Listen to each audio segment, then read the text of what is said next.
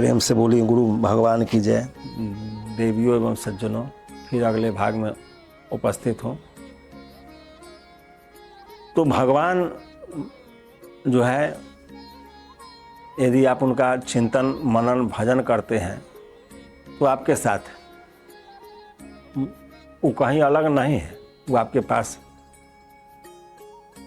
लेकिन जीवन में मनुष्य सुख चाहता है, अनेक प्रकार के कर्म भी करता है, सारे छल प्रपंच नाना प्रकार के अपना कल बल छल लगाते रहता है। लेकिन यदि भगवान के प्रति श्रद्धा नहीं है, समर्पण नहीं है, विश्वास नहीं है, तो सब बेकार चला जाता है और कुछ लोग पाता नहीं है। जीवन में, इस संसार में कोई भी आदमी आपको मिलेगा वो सब सुख ही चाहता है, दुख आज तक कोई चाहा ही नहीं। बच्चे हैं तो पढ़ने जाते हैं तो सब चाहता है कि हमको अच्छा से अच्छा नंबर आ जाए, हम फर्स्ट क्लास से पास हो जाएं, अच्छी नौकरी मिल जाए। लेकिन यदि वो प्रेम से पढ़ेगा तभी ना उसको कुछ होगा। उसको पुस्तक से प्रेम ही नहीं होगा, जो उसको क्लास में गुरु बता रहे हैं उसके वाणी पर उसको विश्वास ही नहीं होगा, भरोसा ही नहीं हुआ, उसको सुना ही नहीं, समझा ही नहीं, तो फिर फर्स्ट डिवीज़न से कैसे पास करेगा, अच्छा नौकरी कैसे प्राप्त करेगा। तो यदि प्रेम के साथ आप कोई काम करते हैं तो सफलता निश्चित मिलता है, उसमें कोई संदेह नहीं है। तो भगवान के प्रति यदि आप प्रेम रखते हैं तो भगवान मिलते जरूर हैं। एक जगह की बात है, ये एक आदमी रेलवे में नौकरी करता था और भगवान के बहुत बड़ा भक्त था। भगवान भोलेनाथ का अटूट भक्त था, बचपन से ही भगवान के भजन में चिंतन में लगा रहता था। और उसके घर के समीप एक मंदिर था भगवान भोलेनाथ का, उसमें वो रोज बचपन से ही जाता था, इसलिए उसको भगवान के प्रति बहुत प्रेम हो गया, अथाह प्रेम। वो भगवान को एकदम, वो शिवलिंग को सजीव समझने लगा और उनसे इतना प्रेम बढ़ने लगा जो उसको लगता था कि भगवान साक्षात है और भगवान से हम नहीं मिलते हैं, तो उसको लगता था कि भगवान के बिना हमारा जीवन नीरस हो गया। इसलिए वो बचपन से ही पढ़ाई लिखाई करता था, सब काम करता था, लेकिन जब उसको समय मिलता था तो रात में भी जाके उस शिवालय के बाहर ही बैठता था। यदि मंदिर बंद है तो बाहर में बैठता था, भगवान का चिंतन करते रहता था, उनके रूप का, उनके स्वरूप का मनन करते रहता था। हमेशा अपना मन जो है उनके चरणों में लगाए हुए रहता था। तो जब वो पढ़ लिख लिया, आगे बढ़ा, तो उसको रेलवे में नौकरी हो गया। तो जब रेलवे में नौकरी हो गया तो वो अपना, उसका बचपन से वही आदत था भगवान के भक्ति में लगे रहना, तो वो अपना कहीं भी नौकरी में है, जहाँ रहा उस जगह अगल बगल में कहीं भी कोई शिवालय होता था तो वहाँ जाता था, अपना भाव से भगवान के चरणों में बैठ जाता था। और बैठ जाता था तो उसको यह अंदाज नहीं मिलता था कि हम कितना देर बैठे, तो बैठ गया तो बैठ गया, वो भाव में डूब गया तो डूब गया। अब कितना समय निकल रहा है उसको पता नहीं चलता था। तो इस क्रम से चलते चलते कभी कभी वो ड्यूटी के लिए आता था और रास्ता में मंदिर मिल गया, यदि वहाँ बैठ गया तो वहीं बैठल रह जाता था। कब शाम हो जाए उसको पता नहीं चलता था। और वो अपना से ऐसा नहीं करता था, उसका भाव ऐसा हो गया था।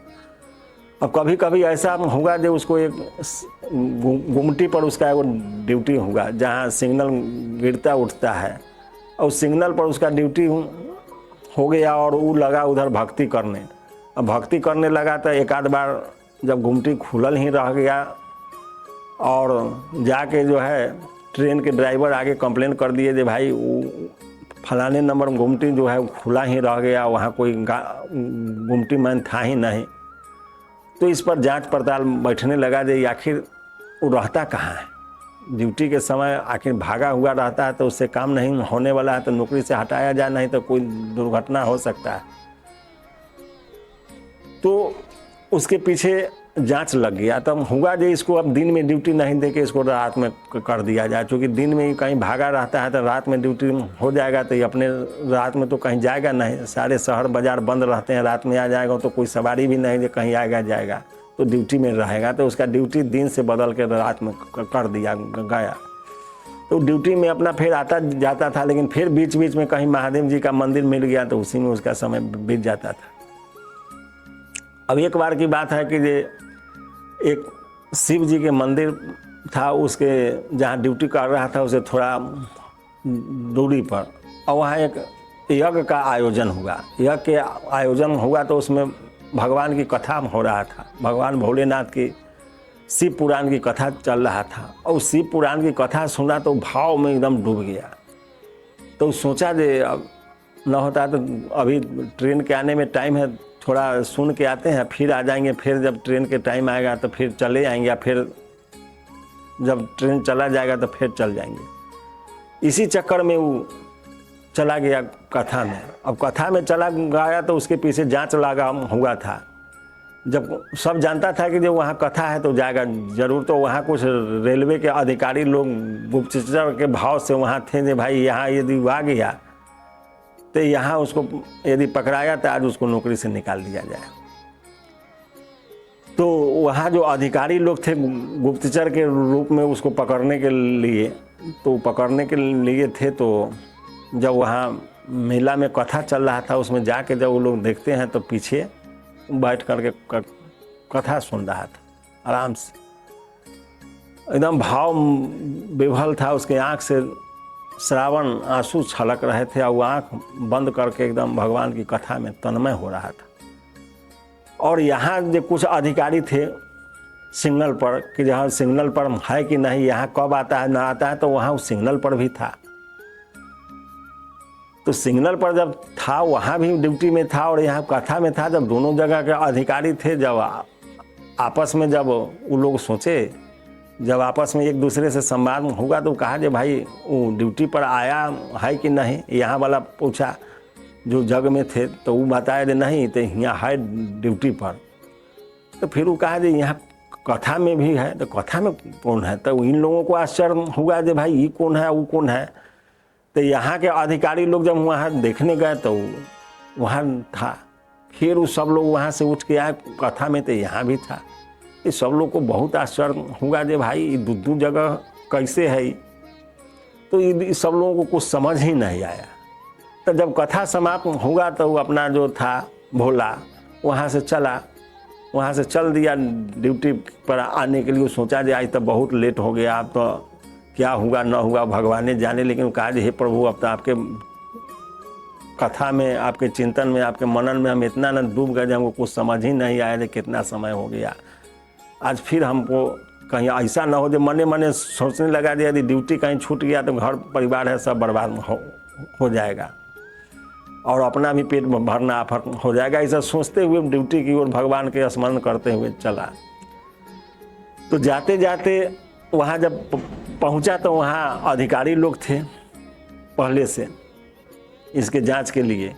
तो वहाँ जब पहुँचा तो देखा कि भाई सारे अधिकारी लोग यहाँ आए हुए हैं। तो उसका अकिल फेल हो गया, जाए तो नौकरी गया, नौकरी आई समाप्त है। यह सोच करके वो मन ही मन अब लगा प्रभु को याद करने। तो जितने अधिकारी लोग थे वो कहे कि भाई भोला, आज से तुम्हारा जैसे तुम नौकरी पर मत आओ और तुम्हारा पूरा जो सैलरी है, जितना वेतन मिलता है वो सब मिलेगा, तुम भगवान के शरण में रहो। सब लोग उनका पैर पकड़ लिया। तो कहे जी आप लोग ऐसे काहे कर रहे हैं। तो कहा अरे तुम यहाँ भी था, कथा में भी था। तो कहा जो हम कथा में भी थे या यूँ थे। कहा जो हम तो महाराज कथा में थे हुजूर, हम यहाँ थे कहाँ। तो कहा ना ना यहाँ भी तुम था। तो फिर गुमटी जितना में गिरा और उठा, तुम ही गिरा रहा था, उठा रहा था, हम लोग अपने आँख से देखे हैं। तो फिर कथा में भी था। तब वो समझा जो, तो भोला को समझ में आया जो भगवान हमारे लिए इतना आज कष्ट सह गए। अब उनको, अब तो उसको बहुत अफसोस हुआ। और कहा हे प्रभु, हमारे चलते आपको जैसे इस सिग्नल गिराना उठाना पड़ा या अधिकारी से बात सुनना पड़ा से, अब तो हम बहुत बड़ा आपका अपराधी, हमको क्षमा कर दिया। मने मने स्तुति करने लगा। उसको ये चीज़ समझे में नहीं आया जो हम वहाँ थे तो फिर यहाँ कैसे थे। फिर वो सोचा जे भाई अधिकारी लोग यदि बोल रहे हैं तो झूठ नहीं बोल रहे हैं।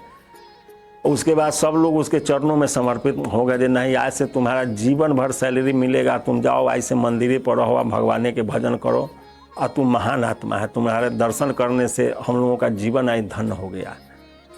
तो यदि भगवान के आप सच्चे मन से यदि सेवक हैं, उनका चिंतन करते हैं, भजन करते हैं, मनन करते हैं, तो भगवान आपका सब काम करते हैं, उसमें कोई संदेह नहीं है। लेकिन विश्वास पक्का हो तब। यदि विश्वास पक्का नहीं है तो आप जो भी कर रहे हैं वो आप कोशिश कर रहे हैं, उसमें आपको प्राप्ति नहीं होगा। इसलिए भगवान को पाने के लिए आपको भगवान के प्रति समर्पित होना पड़ेगा, तभी वो मिलेंगे।